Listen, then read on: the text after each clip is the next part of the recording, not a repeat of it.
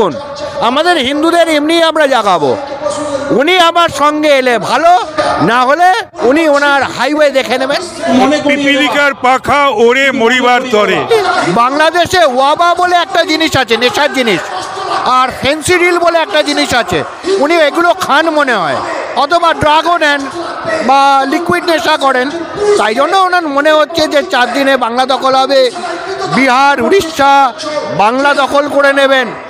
একটু ঘুমন, একটু বেশিক্ষণ ঘুমন, ঠিক হয়ে যাবে। আপনার একটু মাথায় কি বলে ওই গ্যাস উঠে গেছে তো। আর যে সেকু বাকুরা রয়েছে তাদের জন্য বলি, ভিয়েতনামের জন্য মন কাঁদে, প্যালেস্টাইনে কি হচ্ছে দেখতে ইচ্ছা করে, পাশের বাংলাদেশে কি হচ্ছে তখন চোখে পড়ে না। না, ওদেরকে বলুন বনগাঁ ট্রেনে উঠে নিজের বাংলাদেশি পরিচয় দিয়ে একটা সিট দখল করে দেখাক। সেটা হয়ে গেলে তারপর ওই 4 দিনে কলকাতা দখল করবে, বিহার দখল করবে, উড়িষ্যা দখল করবে, তামিলনাড়ু অবধি চলে যাবে। যদি বাংলা সব খাদ্যদ্রব্য বন্ধ করে দেওয়া যায়, তাহলে যে কি খাবেন ওনারা? ঘাস পাতা, গরুর বদলে ঘাস পাতা ওনারাই খাবেন। কারেন্ট আসবে না, আলু আসবে না, চাল আসবে না।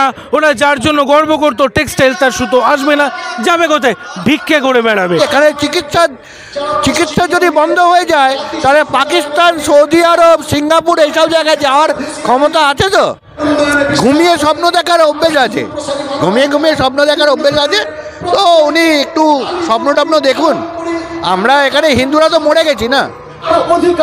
কখন কোন দিক থেকে বিরোধী হয়ে যাবে, তৈরি হবে, বিরোধিতা হবে, আর মানুষ জনগণ কখন কি করতে হয় সেটা তারা জানে। এই যে ওয়াকআপ প্রপার্টি, কত একর আছে? 9 লক্ষ একর ক্রস। সেইটা কজন ইউজ করছে? মুষ্টিমেয় কজন লোক। বাকি যে সাধারণ গরিব মিসকিন মুসলমান যারা খেতে পায় না, যারা বিধবা, যারা অনাথ, ওরা কিছু পাচ্ছে কি? জবাব হলো নো, না, কিচ্ছু পাচ্ছে না। এই ধরনের ধান্দাবাজ লোকেদেরকে একে মুসলমান কমিউনিটির চিহ্নিত করে গঙ্গায় ভাসিয়ে দেওয়া উচিত। বাংলাদেশের যেটা সমস্যা, ওরা হচ্ছে ভিখিরির দেশ। ওদেরকে একটা 10টা 5টার চাকরি দিন বলে আমরা পারবো না। ওদেরকে বলুন 2টোর সময় বেরোবি, মারবি কি মরবি কি বাঁচবি জানি না, জেহাদ করে ফিরবি, হ্যাঁ ভাই রাজি আছি। এদেরকে নিয়ে কি বলবো? না, মানুষের মধ্যেই পড়ে না। কখনো বলছে 70% আমরা, 30% হিন্দু, কেটে 1 ঘন্টা লাগবে ভাগীরথীর জলে ভাসিয়ে দিতে। বাবরি মসজিদ করবে মুর্শিদাবাদে। ওই রহিম বক্সি আরেকজন এমএলএ, সেও আবল তাবল বকছে। চোপড়ার এমএলএ আবল তাবল বকছে। এই কলকাতার মেয়র, সেও দাওয়াতে ইসলাম করছে। একটা কথা এদের বিরুদ্ধে আজও পর্যন্ত মমতা ব্যানার্জি খরচ করেননি। আমি কট্টরভাবে মমতা বন্দ্যোপাধ্যায় বিরোধী, কিন্তু আমি যদি মুখ্যমন্ত্রী কাউকে বলি, আমি যেহেতু পশ্চিমবঙ্গবাসী, আমাকে কিন্তু মমতা বন্দ্যোপাধ্যায়কেই বলতে হবে। আমি চন্দ্রবাবুকেও বলতে পারবো না, নীতিশ কুমারকেও বলতে পারবো না, মোদীকে তো একদমই বলতে পারবো না। আমার মুখ্যমন্ত্রীকে বাইরের লোক অপমান করবে, আমি মেনে নেব না, আমি সমর্থন করছি। আর এবং আমি মমতা বন্দ্যোপাধ্যায়ের অপমানের প্রতিবাদ তীব্র ভাষায় করছি। একটা এই ওদের একটাই ভরতপুরের এমএলএ আর কি, এই আছে না হুমায়ুন কবির, ওটা বিএনপির হুমায়ুন কবির, যা পাচ্ছে মুখে যা আসছে। এপারেও বেশ কয়েকজন এরকম বকছে। ওনার তো সমস্ত কিছুই ভোট কেন্দ্রিক। কি করে তৃণমূল সরকারি টিকে থাকবে, কি করে উনি মুখ্যমন্ত্রী থাকবেন, প্রধানমন্ত্রী হওয়ার স্বপ্নটা তো আর পূরণ হলো না। এখন দেখা যাক, বাংলার মানুষ এই সমস্ত কিছুকে দেখছে, বাংলার মানুষ এগুলো সমস্ত কিছু পর্যবেক্ষণ করছে। ঠিক সময় মতন যা করার কংগ্রেসের ক্ষেত্রেও তারা সিদ্ধান্ত নিয়েছে, করেছে। লেফট ফ্রন্টের ক্ষেত্রে, সিপিএম এর ক্ষেত্রেও তারা সিদ্ধান্ত নিয়েছে, করেছে। এদের ক্ষেত্রেও সিদ্ধান্ত নেবে এবং করবে।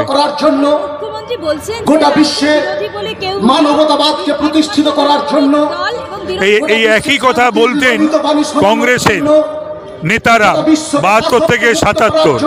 34 বছর সিপিএম ওই মমতা ব্যানার্জির ভাষাতেই কথা বলতেন। কখন কোন দিক থেকে বিরোধী হয়ে যাবে, তৈরি হবে, বিরোধিতা হবে, আর মানুষ জনগণ কখন কি করতে হয় সেটা তারা জানে। ছাগলের তৃতীয় ছানা বলছে বিরোধীদের। এই ভাষায় অন্তত একজন মুখ্যমন্ত্রী, মানি আর না মানি, বাংলার মুখ্যমন্ত্রী উনি মহিলা, সুতরাং এই সমস্ত শব্দ তার মুখে শোভনীয় নয়। আলু কেনার ক্ষমতা পাচ্ছেন না, 100 কোটি টাকা মানে 150 টাকা আলুর দাম যাচ্ছে, মাংসের দাম প্রায় 800 থেকে 900 টাকা যাচ্ছে, মুরগির দাম প্রায় 400 টাকার কাছাকাছি মুরগির দাম। কী করতে চাইছেন আমি কিছু বুঝতে পারছি না। মানে ওনারা ঠিক সুস্থ আছেন তো? আর ওটা একদম বলবেন না উনি। আপনার যে ভোট ব্যাংক আছে না, ওই সেই যে গরু ওই দুধ দেয় লাথি মারে, ওরা রেগে যাবে কিন্তু। একদম ওসব করবেন না, ওসব বলবেন না।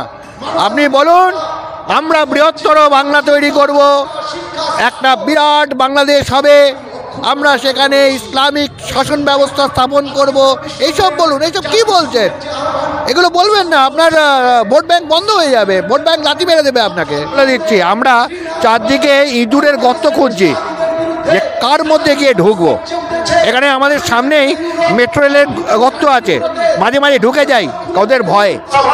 কেউ যুদ্ধ চায় না, সেই যুদ্ধের মানসিকতা নিয়ে ভারতবর্ষ থাকে না, কিন্তু অবশ্যই ভারতবর্ষকে কেউ আঘাত করলে ভারতবর্ষ বুঝিয়ে দিয়েছে তার ক্ষমতাটা কোথায়। বলুন, গতকাল বিদেশ সচিব বাংলাদেশে গেছেন, পায়ে হেঁটে নেমেছেন, সেখানে তাদের সঙ্গে বৈঠক করেছেন, করে তাদের কোনটা ভুল হচ্ছে সেই ক্রিটিসিজমটা সেখানে করে দিয়ে এসছেন এবং কন্ডেম করেছেন যে হিন্দুদের ওপরে ওখানে যে আক্রমণ হচ্ছে সেই আক্রমণটা অন্যায়, অ্যান্ড ভারত সেটাকে স্ট্রংলি কন্ডেম করে। এটা হচ্ছে মডার্ন ভারত, এটা হচ্ছে মোদিজির মডার্ন সরকার, যে মানে ভুলভাল রিয়াকশন না দিয়ে কাজে করে দেখাও, কাজে করে দেখিয়ে দিয়ে এসছে। স্ট্রং মেসেজ টু বাংলাদেশ, বেশি বাড়াবাড়ি করো না, হিন্দুদের ওপরে ওখানে যে আক্রমণ করা হচ্ছে সেটাকে বন্ধ করতে হবে এবং প্রভু চিন্ময় কৃষ্ণ দাসকে যেভাবে ওখানে গ্রেপ্তার করে রাখা হয়েছে, তার আইনজীবীকে যেভাবে আহত করা হয়েছে, তাদেরকে ইমিডিয়েট মুক্তি দিতে হবে। ওনারই এক বিধায়ক খুব অনভিপ্রেতভাবে কালকে একটি মন্তব্য করেছেন, উনি মুর্শিদাবাদে কি করতে চান, আমি সেই করতে চান, এসব নিয়ে অনভিপ্রেতভাবে আজকে এই সময়ে এরকম একটা মন্তব্যের কি কোনো প্রয়োজন, কোনো দরকার, কোনো তাৎপর্য? কিন্তু তিনি করলেন। আচ্ছা, তৃণমূল কি অ্যাকশন নিল তার বিরুদ্ধে? করছে ভারত সরকার, বিদেশ সচিব কাল বাংলাদেশের মাটি থেকে প্রতিবাদ করে এসছেন। এইটা হচ্ছে দৃঢ়তা, এইটা হচ্ছে উত্তর, এইটা হচ্ছে চোখে চোখ রেখে লড়াই, যেভাবে আমরা প্রত্যেকটা দিন রাস্তায় নেমে লড়াই করছি। যাদের করার ইচ্ছে নেই, যারা তোষণের রাজনীতি করেন, তাদের জন্য শুভেচ্ছা রইল। বাড়িতে থাকুন, সুস্থ থাকুন, এর বাইরে আমার কিছু বলার থাকতে পারে না। তার কারণ আপনারা হিন্দুদের জন্য রাস্তায় নামতে চান না, নামবেন না। উনি যখন ওয়াকফ নিয়ে হচ্ছে তখন ওখানে মিটিং করার জন্য অনুমতি ওনার সরকার দিচ্ছে, পুলিশ দিচ্ছে। কই বাংলাদেশি হিন্দুদের নিয়ে যখন আমরা আমাদের প্রতিবাদের একটি সভা ছিল, কেন আমাদের সেখানে হাইকোর্টে গিয়ে অনুমতি নিতে হলো? কেন পুলিশ আমাদের অনুমতি দিল না, সরকার অনুমতি দিল না? উত্তর দিতে হবে তো মানুষকে, শুধু মিথ্যা কথা বলে চলে গেলে তো হবে না।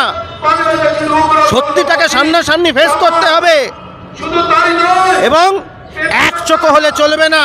বন্দ্যোপাধ্যায় বলছে, আর বিরোধীদের বলছে যে ছাগলের এই ঔদ্ধত্য একসময় সিপিএম দেখিয়েছিল, তারপর দে হ্যাভ বিন ডেসিমিটেড।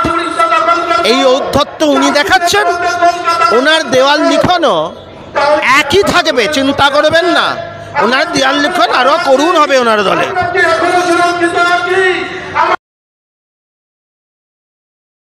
যে কোনো মুখ্যমন্ত্রী হোক, সে আগে প্রথম সনাতনী হিন্দু হিসেবে তার অবশ্যই প্রতিবাদ করা উচিত এবং অবশ্যই রাস্তায় নামা উচিত এবং সমস্ত হিন্দু সমাজকে এর বিরুদ্ধে রাস্তায় নামা উচিত। যেভাবে আজকে একটা মানবতার বিরুদ্ধে, মানবতা লঙ্ঘন করে, আমরা যদি বলি যে মানবতা লঙ্ঘন করে আজকে হিন্দুদের মৌলিক অধিকার খর্ব করা হচ্ছে আজকে বাংলাদেশে, তো তার বিরুদ্ধে সবাইকেই আজকে রাস্তায় নামা উচিত। যে বাংলাদেশের মতো একটা ইসলামিক রাষ্ট্রে যেভাবে হিন্দুরা অত্যাচারিত হচ্ছে, তারা কি করে সুরক্ষা পাক এবং বিশেষ করে চিন্ময় মহাপ্রভু সহ বহু সাধু সন্ন্যাসী আজকে ওইখানে গ্রেপ্তার হয়ে আছে, তাদের সুরক্ষার জন্য আমরা চিন্তিত যে তাদেরকে মানে জেলে তারা কীরকম আছে, কি আছে সেটা নিয়ে চিন্তিত। এইসব এই বাতুলতা, এইসব এই মানে কি বলবো, এগুলো কথার কোনো ভিত্তি নেই। সেই ভিত্তিহীন কথার উপর আমরা কোনো গুরুত্ব দিতে চাইছি না। বুঝতে হবে যে 30% ভোট ব্যাঙ্কটা তার কাছে আজকে সবথেকে মানে ইম্পর্টেন্ট।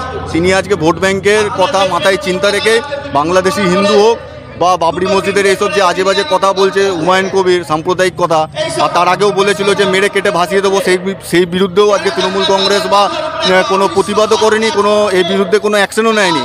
শুধুমাত্র একটাই কারণ হচ্ছে 30% ভোট ব্যাংকটাকে শান দেওয়ার জন্য, তাছাড়া আর অন্য কোনো দ্বিতীয় কোনো কারণ নেই।